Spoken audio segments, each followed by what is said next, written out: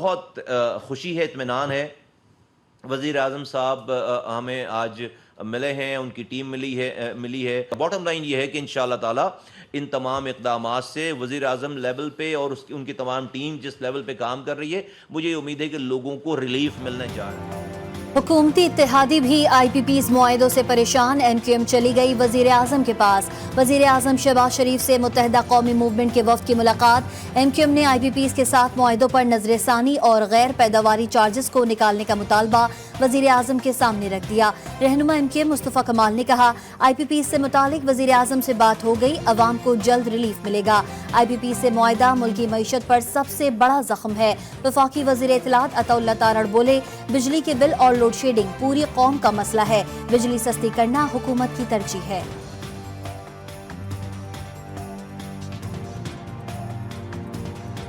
بجلی والا معاملہ ہے، یہ پوری قوم کا معاملہ ہے، یہ ہر پاکستانی کا معاملہ ہے. ڈسکوز کی پرائیویٹائزیشن کا عمل جو ہے وہ شروع ہو چکا ہے اور آئی پی پیز کے ریویو کے حوالے سے بھی ایک ان کی مشاورت چل رہی ہے اور معاملات چل رہے ہیں. میں کسی کی ذات پہ کامنٹ نہیں کرنا چاہتا، مگر نظر آتا ہے کہ کچھ لوگ اس کو اپنے سیاسی مقاصد کے لیے بھی استعمال کرنا چاہتے ہیں. کے الیکٹرک کا کراچی والوں کے ساتھ امتیازی سلوک. وفاق سے خریدی گئی بجلی کے مقابلے میں 200% زائد مہنگی بجلی پیدا کر کے کراچی والوں کی جیبوں پر خوب ہاتھ صاف کیا گیا. کے الیکٹرک نے جون میں ڈیزل سے 58 روپے 10 پیسے فی یونٹ میں بجلی پیدا کی. نیشنل گرڈ سے کے الیکٹرک نے 9 روپے میں بجلی حاصل کی، جبکہ خود کئی گنا زیادہ مہنگی بجلی بنائی. واضح طور پہ بتا دوں، بجلی کے نرخوں میں جو اضافہ ہو رہا ہے یہ اس وقت پیپلز پارٹی اور بالخصوص مسلم لیگ نون نے جو پاور پلانٹس لگائے ہیں، یہ کیپیسٹی پیمنٹس مہنگے داموں لگے ہیں، غلط لگے ہیں، ان کی غلطی ہے. عوام کے اوپر ٹیکسز اور بوجھ اور اپنے لیے مزے، یہ فرق ہوتا ہے. انہوں نے ان کے مقاصد جو ہیں وہ کرپشن ہے. مہنگی بجلی نون لیگ کے معاہدوں کا نتیجہ. مہنگے پاور پلانٹس پیپلز پارٹی اور نون لیگ کی غلطی ہے. مسلم لیگ نون کا مقصد کرپشن ہے. اپوزیشن لیڈر عمر ایوب کہتے ہیں پی ٹی آئی تمام صوبوں سے تعلق رکھنے والے اپوزیشن پارٹیوں کے ساتھ ایک گرینڈ الائنس بنائے گی. اسد قیصر بولے بجلی کی قیمت میں اضافہ کسی صورت قبول نہیں، ملک میں تاریخی مہنگائی ہے. رہنما پی ٹی آئی اسد قیصر نے جماعت اسلامی کے مطالبات کو درست قرار دے دیا.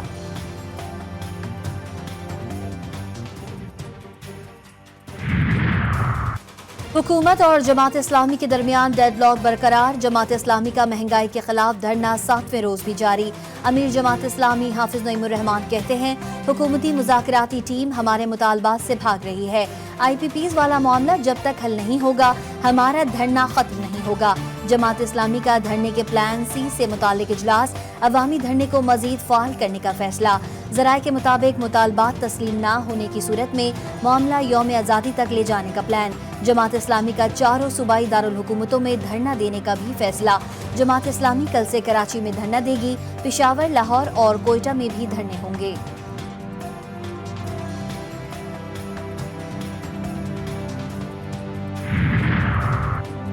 مایوسی پھیلانے والے سن لیں، پاکستان کو کچھ نہیں ہوگا.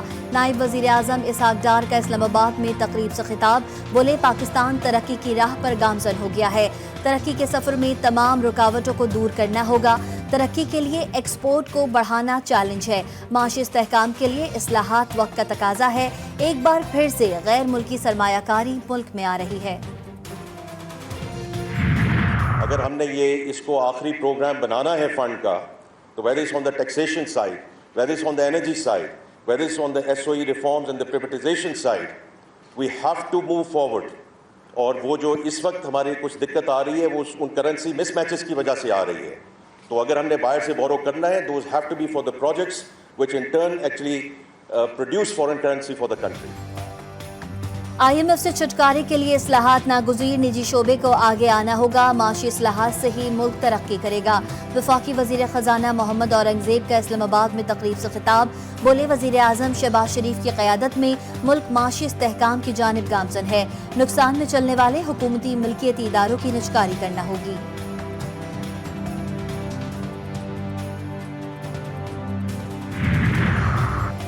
ود ہولڈنگ ٹیکس کے خلاف ہول سیلرز کا احتجاج، ملک بھر کی اناج منڈیاں آج دوسرے روز بھی بند۔ Chairman Karachi grocers and wholesalers کا کہنا ہے کہ ایف بی آر کے ود ہولڈنگ ایجنٹ نہیں بن سکتے۔ 3 دن کی ہڑتال سے مسئلہ حل نہیں ہوا تو 16 اگست کو اگلا لائے عمل دیں گے۔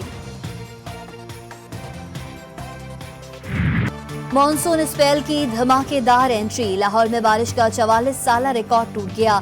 شہر کے متعدد نشیبی علاقے زیر آب آ گئے، پانی گھروں میں داخل ہوا۔ ڈیوس روڈ سمیت کئی اہم شاہراہوں پر گھٹنوں پانی جمع۔ لاہور کے 3 بڑے اسپتال بھی پانی میں ڈوب گئے۔ سب سے زیادہ بارش ایئرپورٹ ایریا میں 350 ملی میٹر ریکارڈ۔ بارش سے لیسکو کے 400 سے زائد فیڈر ٹرپ کر گئے۔ مختلف علاقوں میں بجلی کی فراہمی معطل۔ اسلام آباد، راولپنڈی میں بھی بارش کا سلسلہ جاری، رین ایمرجنسی نافذ کر دی گئی۔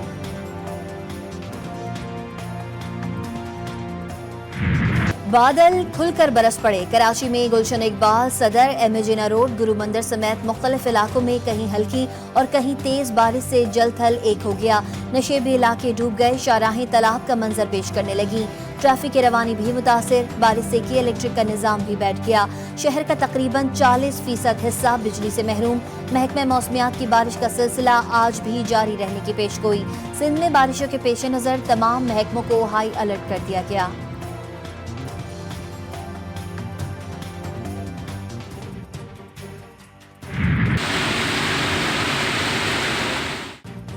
ملک بھر میں مانسون بارشیں جاری، ساہیوال، شکرگڑھ، شیخوپورہ، جھنگ، 18 ہزاری، پیر محل، کمالیہ، قصور، ننکانہ صاحب، وزیر آباد، کھاریاں، گجرات، منڈی بہاؤالدین، ڈنگا میں بادل کھل کر برسے۔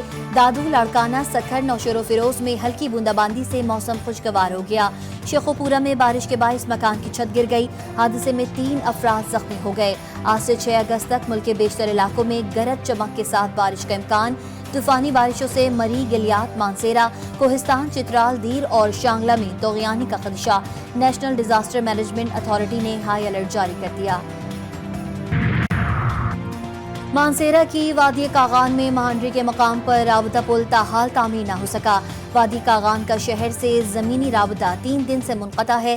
خراب موسم کے باعث عارضی پل لگانے میں مشکلات کا سامنا۔ وادی میں سیاحت کی غرض سے آئے سیاح پھنس گئے۔ حماس کے شہید رہنما اسماعیل ہنیہ کی نماز جنازہ تہران میں ادا کر دی گئی۔ نماز جنازہ ایرانی سپریم لیڈر آیت اللہ علی خامنائی نے پڑھائی۔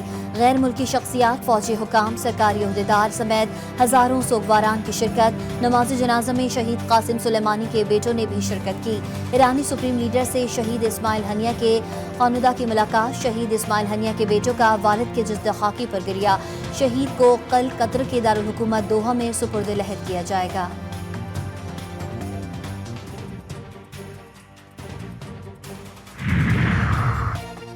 شہید اسماعیل ہنیہ کی بیٹی خولا نے کہا ہے کہ میرا پہلا پیغام ان لعنتی صہیونیوں کے لیے ہے جو یہ سوچتے ہیں کہ وہ میرے والد کے قتل سے راحت اور سکون حاصل کریں گے۔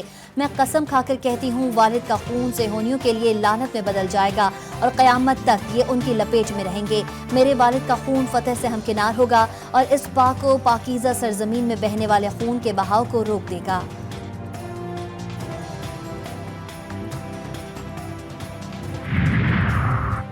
اسماعیل ہنیہ کو تہران میں نشانہ کیوں بنایا گیا؟ اسرائیلی میڈیا حملے کی وجوہات سامنے لے آیا۔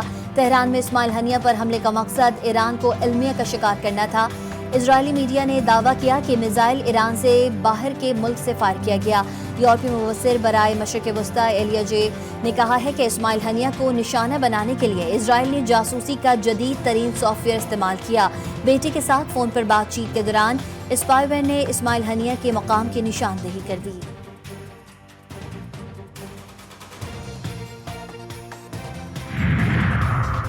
صہیونی فوج کا حماس کے عسکری شاخ کے سربراہ محمد ضعیف کو شہید کرنے کا دعویٰ۔ 13 جولائی کو خان یونس میں آپریشن کے دوران محمد ضعیف کو نشانہ بنایا گیا۔ حماس نے اسرائیلی دعوے کو مسترد کر دیا۔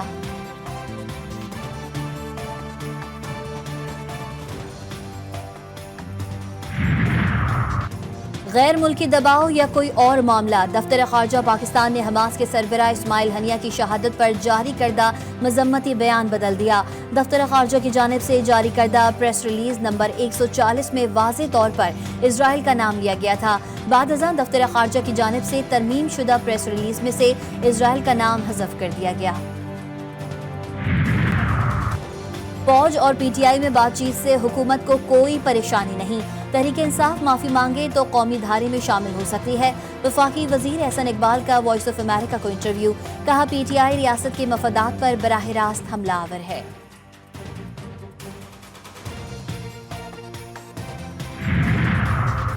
اسلام آباد کی ضلعی انتظامیہ نے پی ٹی آئی کو 22 اگست کو اسلام آباد میں جلسے کی اجازت دے دی۔ اسٹیٹ کونسل نے اسلام آباد ہائی کورٹ کو آگاہ کر دیا۔ جسٹس حسن اورنگزیب نے ریمارکس دیے کہ اس چیز کی توہین عدالت تو بنتی ہی نہیں ہے۔ سیکیورٹی کے معاملے پر انتظامیہ کے کام میں مداخلت کرنا عدالتوں کا کام نہیں۔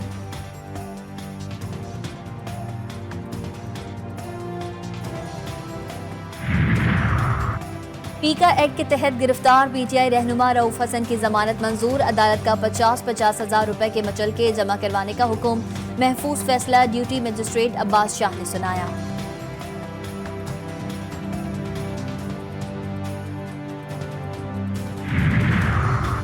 صادق آباد میں کچے کے علاقے میں پولیس اور ڈاکوؤں کے درمیان لڑائی گزشتہ روز سے جاری، فائرنگ کے تبادلے میں ہلاک ڈاکوؤں کی تعداد 5 ہو گئی، 4 زخمی ہوئے۔ پولیس اور ڈاکوؤں کی جنگ میں ایس ایچ او سمیت 4 پولیس اہلکار شہید، 1 اہلکار زخمی ہوا۔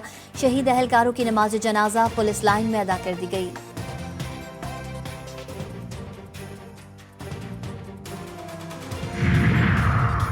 لکی مروت کی تحصیل نورنگ بازار کوٹلہ پریڈ کلی میں 2 گروپوں میں تصادم، فائرنگ سے 3 افراد جاں بحق، 1 زخمی۔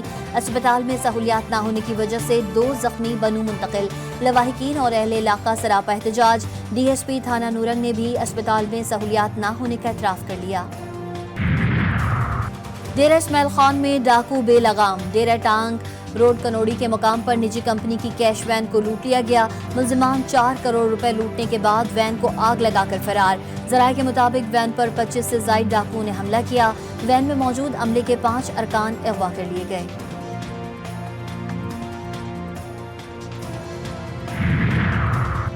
کراچی کے علاقے الفلاح شمسی سوسائٹی کے پیٹرول پمپ پر 20 لاکھ روپے کی ڈکیتی، پیٹرول پمپ پر 2 مرتبہ ڈکیتی کرنے والے سابقہ ملازم نکلے۔ الفلاح پولیس نے 3 ملزمان کو گرفتار کر لیا۔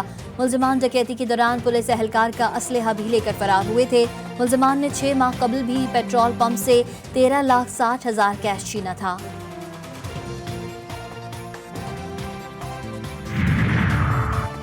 دادو میں سیپکو حکام کا عجیب کارنامہ، بجلی چوری کے الزام میں فوت شدہ 4 افراد کے خلاف مقدمہ درج۔